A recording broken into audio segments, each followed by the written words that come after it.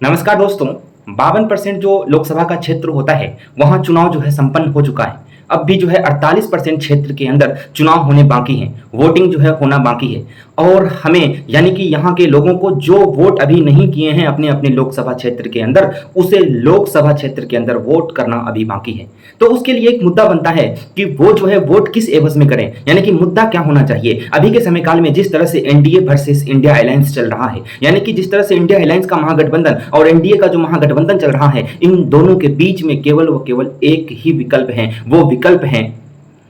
या तो हां या तो ना, यानी कि विकल्प कौन किसके हैं ये चीज आप डिसाइड करिए। हम आपको बताते हैं कि अभी जिस तरह से आपके समक्ष राजनेता प्रस्तुत होते हैं वो आपको कहीं ना कहीं इसके इर्द गिर्द ही जो है रखना चाहता है। विकल्प जो पहला है उसमें एक तरह से डेवलपमेंट की राजनीति की बात होती है, एम्प्लॉयमेंट को देने का बात होता है, गवर्नमेंट की जो ट्रांसपेरेंसी होती है उस पर बात होता है, इक्वल राइट्स पर बात होता है, हिस्सेदारी की जो न्याय है उस पर बात होती है, और हमारे देश की जो चौथी पिलर है यानी कि हमारे देश का जो प्रेस है उसकी जो स्वतंत्रता की बात होती है। देश के अंदर जो इंडिपेंडेंट जो एजेंसी जो थी उसको और अधिक जो है इंडिपेंडेंट बनाने की बात होती है। और तो और जो है इन्फ्लेशन को कम करने का, पुअर्टी जो है यानी कि देश के अंदर जो गरीबी है उसको भी जो है कहीं ना कहीं निम्न स्तर पर लाने की बात होती है। ये विकल्प वन है जो वोटर्स जो है देश के अंदर उसके सामने प्रस्तुत हो रहे राजनेता हैं। विकल्प दो में भी राजनेता है, ऐसा नहीं है कि नहीं है, लेकिन विकल्प दो में के जो राजनेता हैं वो राजनेता कहीं ना कहीं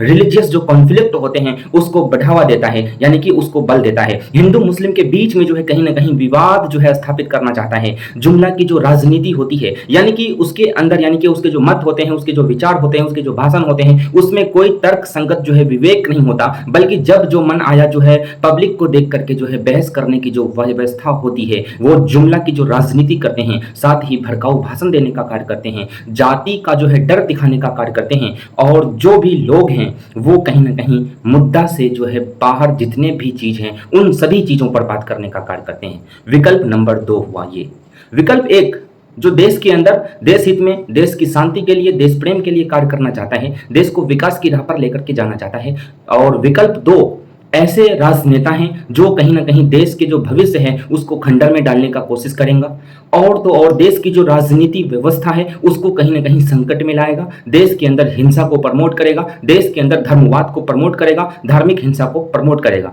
तो यहाँ पर वोटर्स जो है स्वयं डिसाइड करें कि वो विकल्प वन को जो है चुनेंगे या फिर विकल्प दो को। आप अगर स्वयं डिसाइड करते हैं और जिस एवज में आप चुनते हैं उस हिसाब से आपका समाज जो है आगे चलेगा, आगे उसका स्वरूप तैयार होगा और आगे जो है उस भविष्य में आप स्वयं को जो है ढलने के लिए छोड़ देंगे। तो ये व्यवस्था आपके ऊपर ही है कि विकल्प वन के राजनेता को मत दें या फिर विकल्प दो के राजनेता को मत दें। मैं आपको कहना यह चाहता हूं कि अगर आपको इसमें समझदारी के साथ आपको जो है मतलब एक तरह से आंसर्स जो होते हैं जो उत्तर होता है वो अगर नहीं मिल पा रहा है तो फिर मैं एक बात खेद के साथ कहना चाहता हूं कि आपको जो मत देने का अधिकार मिला है वो अगर ना ही मिलता तो बेहतर होता। ऐसा इसलिए क्योंकि वोट देना जो है एक जो है छोटी बात नहीं है। वोट देना ये जो है देश के भविष्य को एक तरह से निर्धारित करता है, और जब आप वोट जागरूक होकर नहीं देते तो फिर जो जागरूक देश की जनता है उसके लिए भी आप हानिकारक हैं। तो इसलिए मैं कहा कि अगर आप जो है एक तरह से अवेयर नहीं हैं और वोट करने के लिए जा रहे हैं, जिसे मन किया जो है वोट दे करके आ जा रहे हैं, तो फिर ये जो है वोट अगर आपको अधिकार ना ही मिलता तो बेहतर होता। मेरा कॉन्सेप्ट जो था इस एवज में था। तो ये सारी जो है वादा जो होनी चाहिए उसमें आपका दायित्व तो बनता है कि आप जागरूक होकर आप अपने क्षेत्र के राजनेताओं को जो है जाने वो किस हिसाब के एवं किस चरित्र के हैं और कैसा विवेक है उसका, और किस हिसाब की जो है मतलब उम्मीदवारी वो करते हैं। राजनीति जो उसका है वो किस पहलू पर जो है आधारित है, विकास पर या फिर अवरुद्ध विकास पर। तो आप अगर इस चीज को डिसाइड करते हैं और इसके अनुसार वोट करते हैं तो फिर भविष्य हमारा जो है बहुत अधिक जो है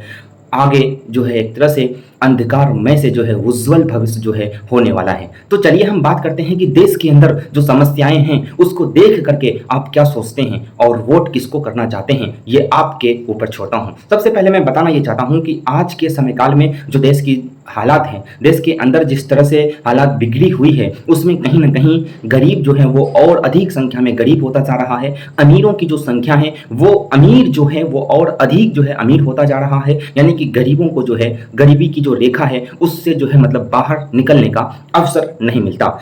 तीसरी बात है इकोनॉमी जो है देश की वो पूर्ण रूप से ठप है, यानी कि जिस तरह से इन्फ्लेशन बढ़ रहा है, जिस तरह से हमारे देश के अंदर जो लेबर कॉस्ट है वो एक तरह से जो स्तर होनी चाहिए वो नहीं है, जिसकी वजह से अर्थव्यवस्था भी जो है एक तरह से चरमराई हुई है। देश के अंदर जो महंगाई बढ़ा हुआ है उसके लिए जो दायित्व कारण है उन सभी चीजों पर जो है सरकार अभी जो है देख रेख नहीं करना चाहती। रोजगार देश के अंदर नहीं है, युवा जो है कहीं ना कहीं रोजगार से ग्रसित होकर के स्वयं को जो है मतलब कहीं ना कहीं फांसी के फंदे पर लटका ले रहा है। ये सारी समस्या है। देश के अंदर जो एजेंसियां होती है देश के अंदर, जैसे कि ईडी है, सीबीआई है, इनकम टैक्स डिपार्टमेंट है, और भी न जाने कितने एजेंसीज हैं जो कहीं ना कहीं देश के हित में कार्य करती है। एनआईए है, चाहे वो इंटेलिजेंस ब्यूरो ही क्यों ना हो, वो सब देश के हित में कार्य करती है। लेकिन जिस तरह से उसकी स्वतंत्रता अभी दिखती है कि वो स्वतंत्रता जो है यानी कि पूर्ण रूप से वो स्वतंत्र नहीं है, उसको जो है स्वतंत्रता नहीं मिली हुई है, ये कहीं ना कहीं देश के भविष्य को जो है एक तरह से दहला देने वाली जो है विवादास्पद जो है घटना है।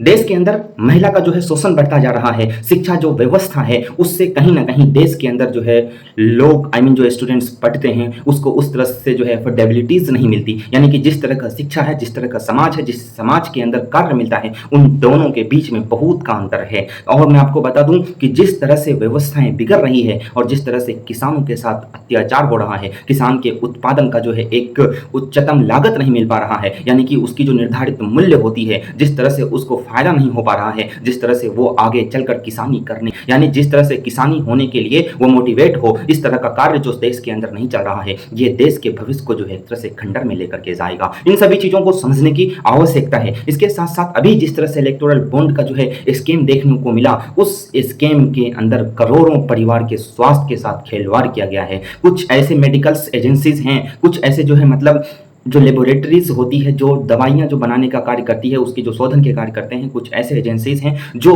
दवाइयों को बनाती है, इंस्टीट्यूट जो है उन सभी के द्वारा कहीं ना कहीं चंदा दिया गया। और आपने जाना ही होगा कि जिस तरह से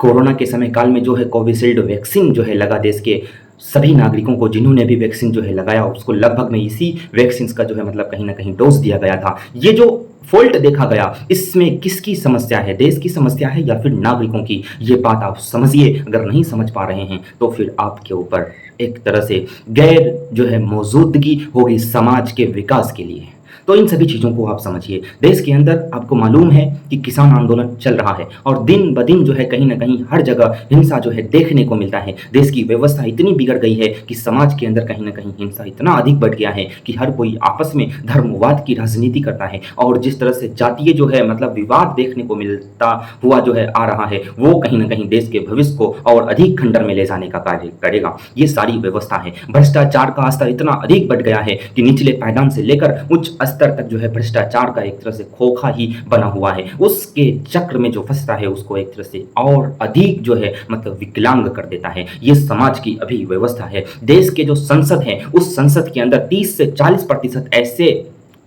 एमपी हैं जिस पर कहीं ना कहीं एक तरह से ऐसे केस है जो एक तरह से हैबिचुअल जो एक्यूजेशंस होते हैं वो ऑफेंस उसके ऊपर दर्ज हैं, लेकिन फिर भी वो देश का एमपी है। और देश के अंदर जो नेता है उसमें से 80% नेता ऐसा है जिसके ऊपर कहीं ना कहीं हैबिचुअल जो है क्राइम वो जो है रजिस्टर्ड है, वो कहीं ना कहीं एक तरह से क्रिमिनल जो ऑफेंस होते हैं उसमें कहीं ना कहीं अपने आप को डाल रखा है और राजनीति व्यवस्था को, देश की राजनीति व्यवस्था को संभाल रहा है।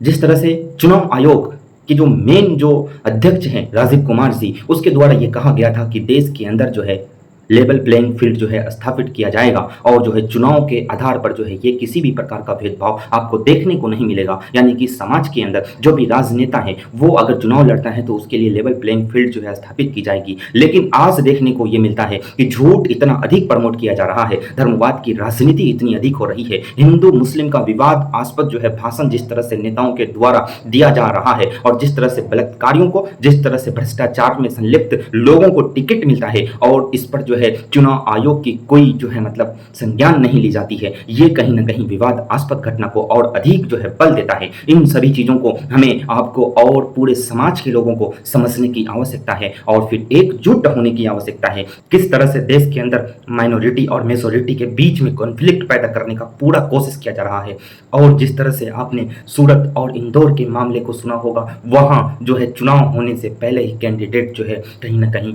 विनर घोषित हो गया, यानी कि जीत जीते हुए प्रतिनिधि के रूप में सामने आ गए। वहाँ व्यवस्था ये हुई कि वहाँ जितने भी कैंडिडेट थे उसका या तो नामांकन रद्द हो गया या फिर नामांकन उन्होंने वापस ले लिया। ये जो घटनाएं थी, क्या इस पर चुनाव आयोग का कोई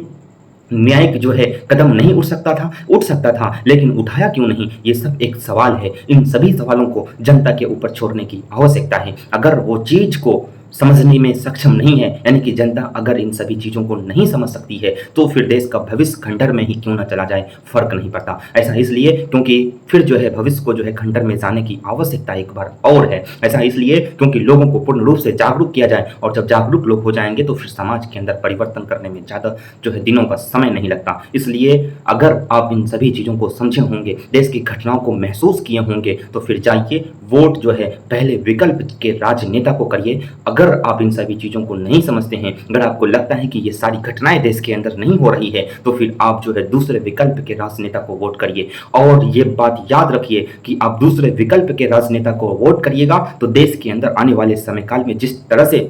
धार्मिक हिंसा होंगी, जिस तरह से जातीय जो मतलब विवाद जो है देखने को मिलेगा, एक जाति दूसरे जाति के दुश्मन बन जाएंगे, समाज के अंदर कहीं ना कहीं जो है हिंदू मुस्लिम का कॉन्फ्लिक्ट देखने को मिलेगा, ये सभी जो है जिम्मेदार कारक का जो है एक तरह से आप ही जो है जिम्मेदार होंगे। और अगर विकल्प 1 को वोट करते हैं, वैसे कैंडिडेट को वोट करते हैं जो राजनेता जो है एक तरह से विकास की राह में अपने आप को जो है मतलब प्रतिनिधि के रूप में लाया है और जो है प्रतिनिधि बना हुआ है, तो फिर आप अपने देश के हित में वोट कर रहे हैं, देश की शांति के लिए जो है वोट कर रहे हैं, देश के विकास के लिए वोट कर रहे हैं, देश के अंदर जो है कि जिस तरह से शांति और देश हित में वोट कर रहे हैं, इन सभी चीज़ों को आप समझ रहे हैं। तो हम जिस तरह से आपको विकल्प 1 और विकल्प 2 की बात करके समझाया कि ऐसी ऐसी व्यवस्थाएं विकल्प 1 की होगी जो देश हित में होगा, और ऐसी ऐसी व्यवस्थाएं जो है विकल्प 2 की होगी जो देश के हित में 1% भी नहीं हो सकता, तो आप समझ ही गए होंगे। लेकिन अगर आपको अब भी लगता है कि देश की व्यवस्था जो है पूर्ण रूप से बेहतरीन है, तो फिर आप जो है ऑब्वियसली जाइए और किसी भी कैंडिडेट को वोट करिए। ये मैं आपके जो है अधिकारों पर छोड़ता हूँ। धन्यवाद।